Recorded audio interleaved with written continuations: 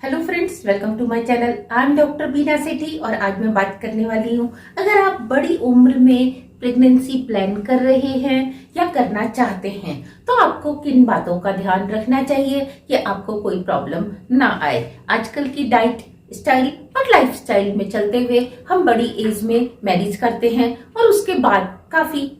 Gap रखने के बाद हम प्लान करते हैं और कभी कभी हम एक बेबी तो बहुत जल्दी प्लान कर लेते हैं, लेकिन दूसरे बेबी के लिए हम कुछ बड़ा गैप ले लेते हैं तो हमें कंसीव नहीं होता या प्रॉब्लम्स आती हैं। तो उसके लिए हमें किस किस बात का ध्यान रखना है और साथ में हम देखेंगे फ्रीजिंग ऑफ एग्स, स्पर्म्स और एम्ब्रियो हमें कब करना चाहिए। तो ध्यान दीजिए कि जब आप देखते हैं कि आपकी एज 30+ हो चुकी है तो आपने जरूर से प्रेगनेंसी कंसीव करने से पहले, प्लान करने से पहले अपना ब्लड टेस्ट कराना है। डॉक्टर्स आपको लिख के देंगे आपने ब्लड में कौन कौन से टेस्ट कराने हैं। उसके बाद हार्मोनल टेस्ट कराना है। अगर आपका पीरियड रेगुलर आ रहा है तो एक गुड साइन हो सकता है कि वो 28 डेज के बाद आता है, रेगुलर आता है, 3 से 4 दिन तक उसका फ्लो रहता है, ब्लीडिंग होती है,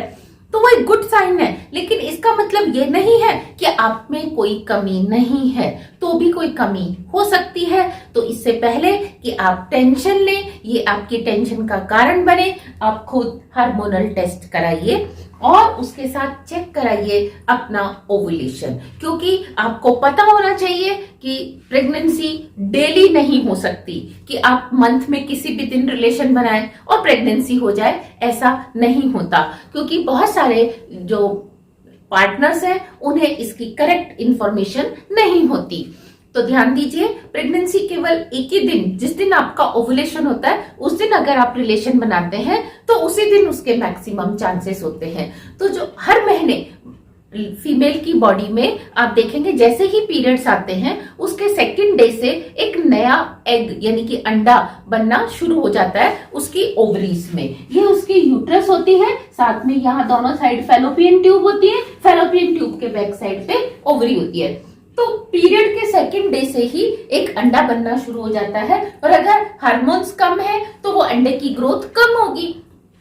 फिर ये अंडा धीरे धीरे बड़ा होता होता जब ये 18 से 20 मिलीमीटर साइज का हो जाता है। एक्चुअली ये अंडा क्या होता है, अंडा तो बहुत छोटा सा होता है, इतना बड़ा नहीं होता, लेकिन इसके बाहर जो फ्लूइड का सैक होता है, पानी भरा रहता है, एक थैली सी होती है, इसका जो साइज है उसका टोटल 18 से 20 मिलीमीटर होता है, जिसको हम अल्ट्रासाउंड या सोनोग्राफी से देख सकते हैं। और जब ये प्रॉपर साइज का हो जाता है तो फैलोपियन ट्यूब में आकर ये रप्चर हो जाता है और रप्चर होने के बाद ये यहाँ बैठ जाता है। और साथ में अगर आपने उसी दिन, जिस दिन ओवुलेशन हुआ है उसी दिन रिलेशन बनाया है तो स्पर्म्स जो है वो सर्विक्स से होते हुए, वेजाइना से सर्विक्स और सर्विक्स से होते हुए फैलोपियन ट्यूब तक आते हैं और फैलोपियन ट्यूब में आकर वो उससे फ्यूज हो जाते हैं। अब यहाँ ध्यान देने की बात है कि आपको प्लान करने से पहले ये चेक करना है कि जो फैलोपियन ट्यूब है इसकी पेटेंसी कैसे है, ये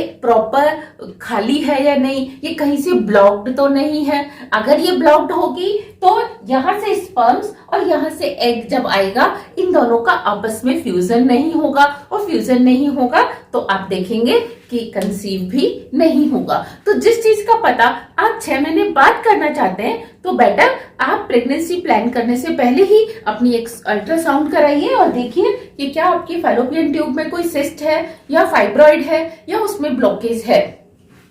अंडे का साइज कितना बड़ा बन रहा है, कौन से दिन जाके वो रप्चर हो रहा है, ये सब की इंफॉर्मेशन अगर आपके पास इन हैंड होगी तो आपको टेंशन नहीं होगी और आप इजीली कंसीव कर पाएंगे। यहाँ एक बात ध्यान देने की और होती है कि ये जो अंडा है ये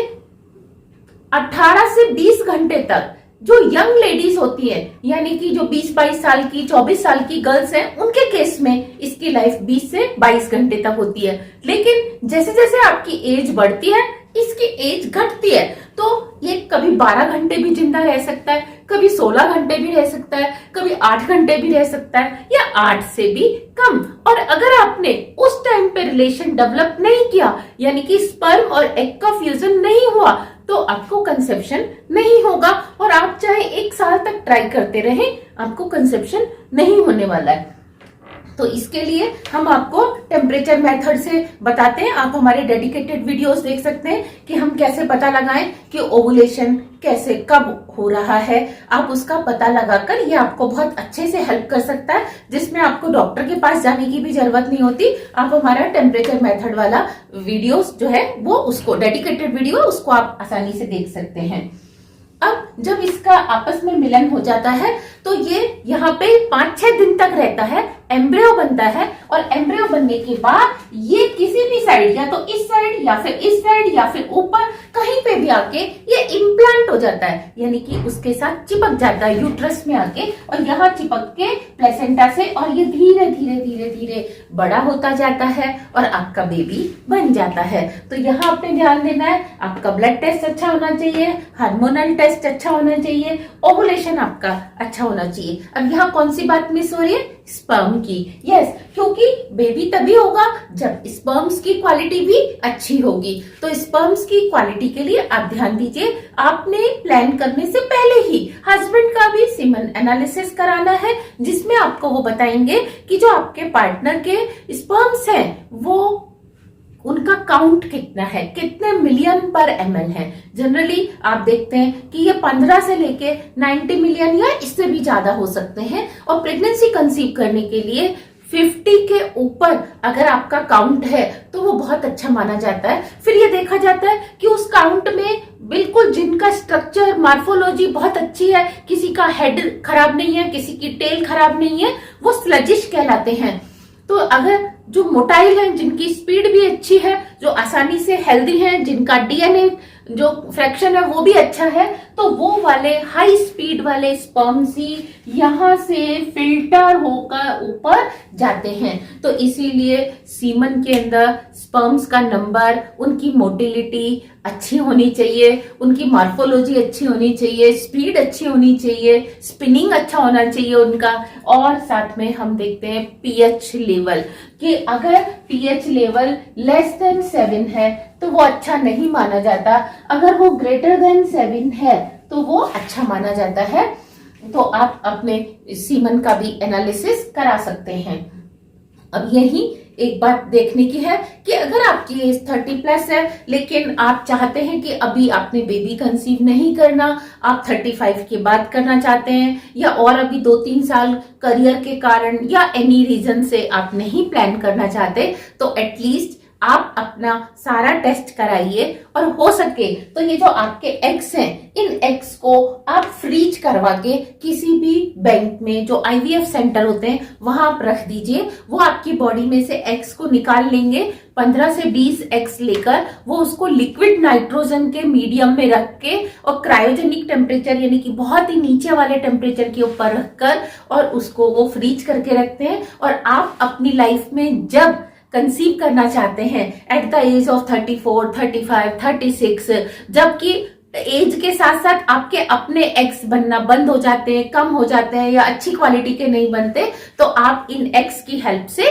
कंसीव कर सकते हैं। और दूसरा, इसी क्रम में जैसे आपकी एज बढ़ रही है, आपके पार्टनर की भी एज बढ़ रही है, तो आप चाहें तो अच्छी क्वालिटी के स्पर्म्स को भी फ्रीज करवा के रखवा सकते हैं आईवीएफ सेंटर में, जिसको आप 5-10 साल बाद भी एनुअल फीस आपको देनी होती है, या आप लमसम एक बार अमाउंट पे करते हैं और वो आपके स्पर्म्स को फ्रीज करके रखते हैं। इसका एक और अल्टरनेट होता है कि आप एम्ब्रियो को फ्रीज करवा के रखें, यानी कि जब आपका एग और यहाँ से स्पर्म्स का आपस में मिलन हो गया तो उसके बाद जो एम्ब्रियो बना, इस एम्ब्रियो को वो क्या करते हैं, फ्रीज करके रखते हैं, इससे पहले कि उसका इम्प्लांटेशन हो। तो लेडी में से एम्ब्रियो को सक नहीं किया जा सकता, तो हम इस केस में क्या करते हैं, उसके जो एग्स हैं उनको पहले अलग जैसे टेस्ट ट्यूब में ले लेते हैं और स्पर्म्स को भी टेस्ट ट्यूब में ले लेते हैं, और उस मंथ में उसको इंजेक्शन के द्वारा मल्टीपल एग्स बनते हैं, उन एग्स को हम एक टेस्ट ट्यूब में लेते हैं और उनको स्पर्म्स के साथ फ्यूज कराते हैं,